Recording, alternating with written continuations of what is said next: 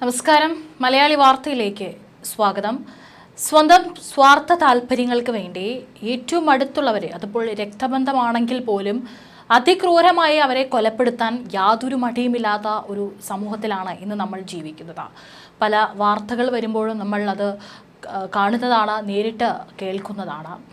കഴിഞ്ഞ മാസം വളരെ ശ്രദ്ധ നേടിയൊരു വാർത്തയായിരുന്നു കണ്ണൂർ കൈതപ്രത്ത് ഗുഡ്സ് ഓട്ടോ ഡ്രൈവറായ രാധാകൃഷ്ണനെ വെടിവെച്ച് കൊലപ്പെടുത്തിയ വാർത്ത. അതിൽ പ്രതി പെരുമ്പടം സ്വദേശിയായിട്ടുണ്ടായിരുന്ന സന്തോഷായിരുന്നു. മാർച്ചിലായിരുന്നു ഈ ഒരു കൊലപാതകം നടന്നിട്ടുണ്ടായിരുന്നത്. ഇതിനെ ഈ പറയുന്ന സന്തോഷിനെ കൊലപാതകത്തിലേക്ക് നയിച്ച കാര്യങ്ങൾ ഫേസ്ബുക്ക് പോസ്റ്റൊക്കെ ഇട്ടതിന് ശേഷമായിരുന്നു സന്തോഷ് രാധാകൃഷ്ണൻ എന്ന് പറയുന്ന ഈ ഗുഡ്സ് ഓട്ടോ ഡ്രൈവറെ കൊലപ്പെടുത്തിയത്. കാരണം രാധാകൃഷ്ണന്റെ ഭാര്യയും സന്തോഷും ക്ലാസ്മേറ്റ്സ് ആയിരുന്നു. അവർ പിന്നീട് ഒരു റീയൂണിയന് പോയപ്പോൾ അവർ വീണ്ടും കണ്ടുമുട്ടുകയും സൗഹൃദം വീണ്ടും പഴയതുപോലെ ആവുകയും പലപ്പോഴും ഇവരുടെ അടുത്തുള്ള സംസാരം, ഇവരുടെ അടുപ്പമൊക്കെ തന്നെ രാധാകൃഷ്ണൻ വിലക്കിയിട്ടുണ്ടായിരുന്നു. പക്ഷേ ഇവർ രണ്ടുപേരും ഈ ഒരു ബന്ധം തുടർന്നു പോകുന്നതും ഈ രാധാകൃഷ്ണൻ ഭാര്യയുമായുള്ള ബന്ധം വിലക്കിയതാണ് സന്തോഷിനെ ഈ ഒരു കൊലപാതകം ചെയ്യാനായിട്ട് പ്രേരിപ്പിച്ചത് എന്നാണ് പറയുന്നത്. ഒരു നിമിഷം പോലും ചിന്തിച്ചില്ല. അപ്പോഴേക്കും തോക്കെടുത്ത് വെടിവെച്ച് കൊലപ്പെടുത്തുകയായിരുന്നു ചെയ്തിട്ടുണ്ടായിരുന്നത്. അതും ഫേസ്ബുക്ക് പേജിലൊക്കെ പോസ്റ്റ് ഇട്ടുകൊണ്ട്, എൻ്റെ പെണ്ണാണ് എന്നൊക്കെ പറഞ്ഞുകൊണ്ട് ഒരു ഫേസ്ബുക്ക് പോസ്റ്റൊക്കെ വാർത്തയൊക്കെ നമ്മൾ ചെയ്തിട്ടുണ്ടായിരുന്നു. പോസ്റ്റ് ഇട്ടതിന് ശേഷമാണ് ഇത്തരത്തിൽ പരസ്യമായി വെല്ലുവിളിച്ചുകൊണ്ട് കൊലപ്പെടുത്തുമെന്ന് പറഞ്ഞുകൊണ്ട് തന്നെ ഇപ്പോൾ തൻ്റെ സുഹൃത്തിന് വേണ്ടിയിട്ടോ അതല്ലെങ്കിൽ പെൺ സുഹൃത്തിന് വേണ്ടിയിട്ട് സന്തോഷ് കൊലപ്പെടുത്തിയത്. ഏതായാലും ഇത്തരത്തിലുള്ള വാർത്തകൾ ഇന്ന് കേൾക്കുമ്പോൾ നമുക്കത് വളരെ ഒറ്റപ്പെട്ട സംഭവം എന്ന് പറഞ്ഞൊന്നും തള്ളിക്കളയാനായിട്ട് സാധിക്കില്ല. കാരണം ഇന്നത് എല്ലായിടത്തും നടക്കുകയാണ്. ഇത് കേരളത്തിലുണ്ടായ ഒടുവിലത്തെ ഉദാഹരണം മാത്രമാണ്.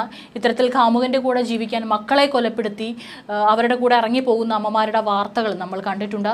ഭർത്താവിനെയും കുഞ്ഞുങ്ങളെയും ഉപേക്ഷിച്ച് ഇത്തരത്തിൽ സോഷ്യൽ മീഡിയ പേജുകളിലൂടെ മാത്രം പരിചയമുള്ള യുവാക്കളുടെ കൂടെ ഇറങ്ങിപ്പോകുന്ന എത്രയോ യുവതികളുണ്ട്. അതും നിയമപരമായി വിവാഹബന്ധം ഒന്ന് ഒഴിവാക്കുക പോലും ചെയ്യാതെയാണ് ഇത്തരത്തിൽ സ്വന്തം ഭർത്താവിനെയും കുടുംബവും കുഞ്ഞുങ്ങളെയൊക്കെ തന്നെ ഉപേക്ഷിച്ചുകൊണ്ട് ഇത്തരത്തിൽ പലരും പല ചതിക്കുഴികളിൽ പെടുന്നതും അവരിറങ്ങിപ്പോകുന്നതും.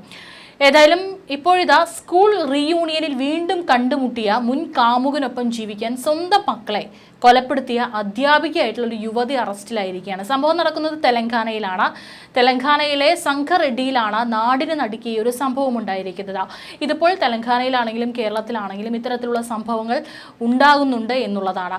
38 വയസ്സുള്ള രജിത എന്ന് പറയുന്ന അധ്യാപികയാണ് കേസിലെ പ്രതി. ഒന്ന് ആലോചിക്കണം, അവരൊരു അധ്യാപികയാണ്. എത്രയോ കുട്ടികൾക്ക് നല്ല കാര്യങ്ങൾ പഠിപ്പിച്ചു കൊടുക്കുന്ന ഒരു അധ്യാപികയാണ് ഇത്തരത്തിൽ സ്വന്തം മക്കളെ തന്നെ കൊലപ്പെടുത്തിയിരിക്കുന്നത്. തൻ്റെ മുൻ സഹപാഠിയെ വിവാഹം കഴിക്കാൻ വേണ്ടി 3 മക്കളെ ഒഴിവാക്കാനായിരുന്നു ക്രൂരകൃത്യമെന്നാണ് പോലീസ് പറയുന്നത്. 12 വയസ്സുള്ള സായി കൃഷ്ണ, 10 വയസ്സുള്ള മധുപ്രിയ, 8 വയസ്സുള്ള ഗൗതം എന്നിവരാണ് മരിച്ച കുട്ടികൾ. വളരെ ചെറിയ പ്രായം, 10 വയസ്സും 8 വയസ്സും മാത്രമുള്ള പ്രായമുള്ള കുട്ടികളാണ് ഇത്തരത്തിൽ അതിക്രൂരമായി തന്നെ കൊല്ലപ്പെട്ടിരിക്കുന്നത്. മാർച്ച് 27-നാണ് സംഭവം നടക്കുന്നത്. മക്കളെ കൊലപ്പെടുത്തിയതിനു ശേഷം രജിതയും വിഷം കഴിച്ചു എന്നാണ് പറയുന്നത്. എന്നാൽ സംശയം തോന്നാതിരിക്കാൻ ഇവർ ചെറിയ അളവിൽ മാത്രമാണ് വിഷം കഴിച്ചിരിക്കുന്നത്. അതായത് മരിക്കണം എന്നുള്ളതിലുമല്ല, വെറുതെ പോലീസ് എന്തായാലും പിടിക്കപ്പെടുമ്പോൾ അത് വേറെ എന്തെങ്കിലും കാരണം പറഞ്ഞുകൊണ്ട് അതിൽ നിന്ന് ഊരിപ്പോകാനായിട്ടാണ് ഇവരിത്തരത്തിൽ വളരെ ചെറിയ അളവിൽ തന്നെ വിഷം കഴിച്ചെന്നാണ് പോലീസ് പറയുന്നത്. ആശുപത്രിയിൽ ചികിത്സയിലാണ് ഇപ്പോൾ രജിതയും. ഈ പറയുന്ന ചെന്നൈയുമായുള്ള ദാമ്പത്യത്തിൽ രജിത സന്തോഷവതിയായിരുന്നില്ല. അതിനിടെ സ്കൂളിൽ അടുത്തിടെ നടന്ന പൂർവ്വ വിദ്യാർത്ഥി സംഗമത്തിലാണ് രജിത പങ്കെടുത്തിരുന്നു. അവിടെ വെച്ചാണ് പഴയ സുഹൃത്തുമായി അടുത്തത്. ഇരുവരും പ്രണയത്തിലായി. പഴയ കാമുകനൊപ്പം ജീവിക്കാൻ മക്കൾ തടസ്സമാകുമെന്ന് കണ്ടതോടെയാണ് 3 പേരെയും കൊലപ്പെടുത്താൻ തീരുമാനിച്ചതെന്ന് പോലീസ് പറയുന്നുണ്ട്. ഇവർക്ക് ഇത്തരത്തിൽ പോകണമെന്നുണ്ടെങ്കിൽ, പഴയ കാമുകനോടൊപ്പം പോകണമെന്നുണ്ടെങ്കിൽ നിയമപരമായി തന്നെ വിവാഹം വേർപ്പെടുത്തി ഈ കുട്ടികളെ ഇവർക്ക് നോക്കാൻ താല്പര്യമില്ലെങ്കിൽ ഭർത്താവിനെയോ അല്ലെങ്കിൽ മറ്റാരെയെങ്കിലും ഏൽപ്പിച്ച് അതിന് ശേഷം ഇവർ പോവുക. അല്ലെങ്കിൽ എന്തിനാണ് തങ്ങളുടെ അമ്മ തങ്ങളെ അവസാന നിമിഷം കുഞ്ഞുങ്ങൾ എന്തായിരിക്കും ചിന്തിച്ചിരിക്കുന്നത് എന്ന് നമുക്ക് ഊഹിക്കാവുന്നതേ ഉള്ളൂ. സ്വന്തം അമ്മ തന്നെ തങ്ങളെ എന്തിനാണ് കൊലപ്പെടുത്തുന്നത്, ഈ സഹോദരങ്ങളെ 3 മക്കളെ എന്തിനാണ് കൊലപ്പെടുത്തുന്നത് എന്ന് പോലും അറിയാനുള്ളൊരു പ്രായം പോലും ഇല്ലാത്ത 3 കുഞ്ഞുങ്ങളെയാണ് ഇത്തരത്തിൽ കൊലപ്പെടുത്തിയിട്ട് ഇവരുടെ അമ്മ തന്നെ, ഇവരെ അമ്മ എന്ന് വിളിക്കാൻ പോലും അർഹതയല്ല.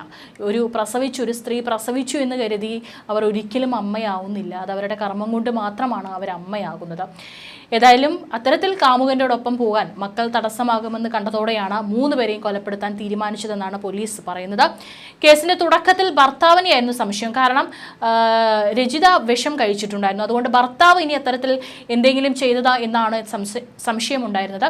എന്നാൽ അന്വേഷണത്തിലാണ് പ്രതി രജിതയാണെന്ന് കണ്ടെത്തിയത്. കുട്ടികളുടെ പിതാവും രജിതയുടെ ഭർത്താവുമായ ചെന്നൈ ജോലിക്ക് പോയിരിക്കുകയായിരുന്നു. ഇദ്ദേഹം വീട്ടിലെത്തിയപ്പോൾ രജിത തളർന്നു കിടക്കുന്നത് കണ്ടു. മക്കളും ബോധരഹിതരായ അവസ്ഥയിലായിരുന്നു. അത്താഴത്തിന് താനും കുട്ടികളും തൈര് കഴിച്ചുവെന്നും അതിനുശേഷമാണ് ദേഹാസ്വസ്ഥ്യം തുടങ്ങിയതെന്നാണ് രജിത ചെന്നൈയോട് പറഞ്ഞത്. വിഷബാധയായിരിക്കുമെന്ന നിഗമനത്തോടെ അയൽവാസികളുടെ സഹായത്തോടെ എല്ലാവരെയും ആശുപത്രിയിൽ എത്തിച്ചെങ്കിലും കുട്ടികൾ നേരത്തെ തന്നെ മരിച്ചതായി ഡോക്ടർമാർ സ്ഥിരീകരിച്ചിട്ടുണ്ടായിരുന്നു. രജിതയെ ചികിത്സയ്ക്കായി തീവ്രപരിചരണ വിഭാഗത്തിൽ പ്രവേശിപ്പിച്ചു. കുട്ടികളുടെ പോസ്റ്റ്മോർട്ടം റിപ്പോർട്ട് പുറത്തു വന്നപ്പോഴാണ് രജിതയുടെ മൊഴിയിൽ സംശയം തോന്നുന്നത്. കുട്ടികളുടെ ശരീരത്തിൽ വിഷാംശം ഉണ്ടായിരുന്നില്ലെന്ന് മാത്രമല്ല, ശ്വാസതടസ്സമാണ് മരണകാരണമെന്നും വ്യക്തമായി. തുടർന്ന് പോലീസ് നടത്തിയ വിശദമായ അന്വേഷണത്തിൽ സത്യം ചുരുളഴിയുകയായിരുന്നു. അടുത്തിടെ സ്കൂൾ റീയൂണിയനിൽ തന്റെ സഹപാഠിയായ ശിവകുമാറിനെ രജിത വീണ്ടും കണ്ടുമുട്ടിയതാണ് പ്രശ്നങ്ങളുടെ തുടക്കം. സൗഹൃദം പുനഃസ്ഥാപിച്ചതോടെ അവർ നിത്യവും സംസാരിക്കാൻ തുടങ്ങി. താമസിയാതെ സൗഹൃദം പ്രണയമായി മാറി. കുട്ടികളില്ലാതെ വന്നാൽ താൻ സ്വീകരിക്കുമെന്ന് രജിതയ്ക്ക് ശിവകുമാർ ഉറപ്പു നൽകി. കുടുംബത്തെ ഉപേക്ഷിച്ച് കാമുകനുമായി പുതിയ ജീവിതം ആരംഭിക്കാൻ രജിത തീരുമാനിക്കുകയായിരുന്നു. ഭാവിയിൽ കുട്ടികൾ ബാധ്യതയാകുമെന്ന് ഇവർ കരുതിയെന്നാണ് പോലീസ് പറയുന്നത്. ഭർത്താവ് ജോലിക്ക് പോയ സമയം നോക്കി രജിത മക്കളെ ശ്വാസം മുട്ടിച്ച് കൊലപ്പെടുത്തുകയായിരുന്നു. അത്താഴത്തിന് ശേഷം കുഴഞ്ഞു വീണതാണെന്ന് വരുത്തി തീർക്കാനാണ് ഭക്ഷണ സാധനങ്ങൾ തറയിലിട്ടത്. ഭർത്താവ് വരുന്നതിന് മുൻപ് ചെറിയ അളവിൽ രജിത വിഷം കഴിച്ചതായും റിപ്പോർട്ടുകളുണ്ട്. ആശുപത്രിയിൽ പ്രവേശിപ്പിക്കുമ്പോൾ ആർക്കും സംശയം തോന്നാതിരിക്കാനായിരുന്നു ഈ ഒരു നീക്കം. അതായത് കൃത്യമായിട്ടുള്ള പ്ലാനിങ്ങോട് കൂടി തന്നെയായിരുന്നു അവർ ഈ ഒരു കൊലപാതകം ചെയ്തിരിക്കുന്നത്. സംഭവത്തിൽ രജിതയെയും കാമുകനെയും പോലീസ് അറസ്റ്റ് ചെയ്തതാണ്. ഏതായാലും ഭർത്താവിനെയായിരുന്നു ആദ്യം പോലീസ് സംശയിച്ചിട്ടുണ്ടായിരുന്നത്. എന്നാൽ ആ സാഹചര്യത്തിൽ ഭർത്താവ് അവിടെ ഇല്ല എന്ന് പിന്നീട് തെളിയുകയായിരുന്നു. പിന്നീട് രജിതയും കാമുകനും കൂടിയാണ് ഇത്തരത്തിൽ ഈ ഒരു പ്രതികളെന്ന് പോലീസ് കണ്ടെത്തിയത്. ഇനി പോലീസ് വിശദമായിട്ടുള്ള ചോദ്യം ചെയ്യലും മറ്റും നടക്കുകയാണ്. രജിത ഇപ്പോഴും ആശുപത്രിയിലാണ്. അതിനുശേഷമായിരിക്കും കാമുകനും വീട്ടിലെത്തിയിട്ട് ഇത്തരത്തിൽ ഈ ഒരു കുഞ്ഞുങ്ങളെ കൊല്ലാനായിട്ട് ശ്വാസം മുട്ടിച്ചാണ് കുട്ടികൾ മരിച്ചിരിക്കുന്നത് എന്നാണ് പോസ്റ്റ്മോർട്ടം റിപ്പോർട്ടിലടക്കം പറയുന്നത്. അതുകൊണ്ട് തന്നെ കാമുകന്റെ സഹായം ലഭിച്ചിരുന്നോ? കാമുകൻ ആ വീട്ടിലെത്തിയിട്ട് കുട്ടികളെ കൊലപ്പെടുത്താൻ രജിതയെ സഹായിച്ചിരുന്നോ? അതോ രജിത ഒറ്റയ്ക്കാണോ തൻ്റെ 3 മക്കളെയും ഭർത്താവില്ലാത്ത നേരത്ത് ഇത്തരത്തിൽ ശ്വാസം മുട്ടിച്ച് കൊലപ്പെടുത്തിയത് എന്നുള്ള കാര്യത്തിലെല്ലാം തന്നെ വ്യക്തത വരേണ്ടതുണ്ട്. ഏതായാലും ഇത്തരത്തിൽ കാമുകനോടൊപ്പം പോകാൻ വേണ്ടിയിട്ടാണ് ഭർത്താവിനെയും കുഞ്ഞുങ്ങളെയും ഒഴിവാക്കാൻ, കുഞ്ഞുങ്ങളെ അതൊരു ബാധ്യതയാകുമെന്ന് കരുതിയാണ് അതിക്രൂരമായി തന്നെ ശ്വാസം മുട്ടിച്ച് 3 ആൺമക്കളെ ഇത്തരത്തിൽ രജിത കൊലപ്പെടുത്തിയിട്ടുള്ളത്. എന്തായാലും ഇതിൻ്റെ നടുക്കത്തിലാണ് ഗ്രാമം മുഴുവൻ. കഴിഞ്ഞ മാസം തന്നെയാണ് മീററ്റിൽ സംഭവിച്ച വാർത്തയും നമ്മൾ കണ്ടതാണ്. കാമുകനോടൊപ്പം കഴിയാൻ വേണ്ടിയിട്ടാണ് നേവി ഉദ്യോഗസ്ഥനായിട്ടുള്ള ഭർത്താവിനെ അതിക്രൂരമായിട്ട് കാമുകനും ഈ പറയുന്ന യുവതിയും ചേർന്ന് മയക്കുമരുന്ന് നൽകി അതിനുശേഷം ശരീരം കീറി മുറിച്ച് ഒരു ടാങ്കിൽ തള്ളുകയും അതിനുശേഷം അവിടെ സിമെന്റ് ഇട്ട് മൂടുകയുമായിരുന്നു ചെയ്തിരുന്നത്. യാതൊരു തരത്തിലുള്ള സംശയമൊന്നും തോന്നാതിരിക്കാൻ ഈ പറയുന്ന ഭർത്താവിൻ്റെ ഫോണുമായിട്ട് ഇവർ രണ്ടുപേരും, ഈ പറയുന്ന ഭാര്യയും കാമുകനും കൂടി അവർ പലയിടങ്ങളിലും അവർ ട്രിപ്പ് പോവുകയും അവിടെ നിന്ന് ഈ പറയുന്ന ഭർത്താവിൻ്റെ സുഹൃത്തുക്കൾക്കും അതുപോലെ തന്നെ ബന്ധുക്കൾക്കൊക്കെ തന്നെ മെസ്സേജ് അയച്ചു. ജീവനോടെ ഉണ്ട് എന്ന് അറിയിക്കാൻ തന്നെയാണ് മെസ്സേജ് അയച്ചത്.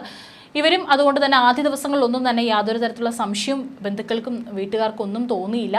പിന്നീട് ഫോൺ വിളിക്കാത്തതിനെ തുടർന്നാണ് സംശയം തോന്നി വീട്ടുകാർ പരാതി നൽകിയത്. ഇതിനിടയിലാണ് യുവതി തൻ്റെ സ്വന്തം അമ്മയോട് താൻ ചെയ്ത കുറ്റകൃത്യം വെളിപ്പെടുത്തുന്നത്. പിന്നീടാണ് അറിഞ്ഞത് ഈ പറയുന്ന കാമുകൻ ഈ പറയുന്ന യുവതിയെയും മയക്കുമരുന്നിന് അടിമയാക്കിയിട്ടുണ്ടായിരുന്നു. ഈ കാമുകന്റെ പ്രേരണയിലാണ് ഈ പറയുന്ന യുവതിയും ഇത്തരത്തിൽ ഭർത്താവിനെ കൊലപ്പെടുത്തിയത്. കൊലപ്പെടുത്തുന്നതിന് മുൻപ് വരെ വളരെ വലിയ തുക ഈ പറയുന്ന ഭർത്താവിൻ്റെ കയ്യിൽ നിന്ന് യുവതി തട്ടിയെടുത്തതായും അതൊക്കെ തന്നെ കാമുകന് നൽകിയതായും പോലീസ് കണ്ടെത്തിയിട്ടുണ്ട്. അതിക്രൂരമായിട്ടുള്ള നാടിന് നടുക്കിയ ഒരു കൊലപാതകമായിരുന്നു ഇത്. അതിനുശേഷം കുറച്ച് ദിവസങ്ങൾക്ക് ശേഷമാണ് ശരീരഭാഗങ്ങളൊക്കെ തന്നെ കണ്ടെത്തുന്നത്. ഈ യുവതിയുടെ മാതാപിതാക്കളടക്കം യുവതിക്ക് വലിയ ശിക്ഷ തന്നെ കൊടുക്കാവുന്നതിനെ തൂക്കിക്കൊല്ലുക എന്ന് മാത്രമാണ് യുവതിയുടെ മാതാപിതാക്കളും പ്രതികരിച്ചത്. കാരണം ഈ ഭർത്താവിനും ഈ യുവതിയും അവർ വലിയ രീതിയിൽ തന്നെ സന്തോഷത്തോടു കൂടി തന്നെ ജീവിക്കുകയായിരുന്നു. അതിനിടയിൽ യുവതി തന്നെയാണ്, തൻ്റെ മകൾ തന്നെയാണ് പ്രശ്നമുണ്ടാക്കിയതെന്നാണ് മാതാപിതാക്കളടക്കം പറയുന്നത്. ഇതിനുശേഷം ഇവരെ അറസ്റ്റ് ചെയ്ത് കോടതിയിലൊക്കെ എത്തിച്ചപ്പോൾ അഭിഭാഷകരുടെ സംഘം അടക്കം യുവതിയെയും ഈ കാമുകനെയും കയ്യേറ്റം ചെയ്യുന്ന സ്ഥിതിയൊക്കെ ഉണ്ടായിട്ടുണ്ടായിരുന്നു. പിന്നീട് ജയിലിലെത്തി നടത്തിയ പരിശോധനയിൽ യുവതി ഗർഭിണിയാണെന്ന് കണ്ടെത്തുകയും ചെയ്തിട്ടുണ്ടായിരുന്നു. അതുകൊണ്ട് തന്നെ ആ ഒരു സാഹചര്യത്തിൽ പരിചരണം നൽകേണ്ടതും അത്യാവശ്യമാണെന്നായിരുന്നു പോലീസ് അറിയിച്ചിട്ടുണ്ടായിരുന്നത്.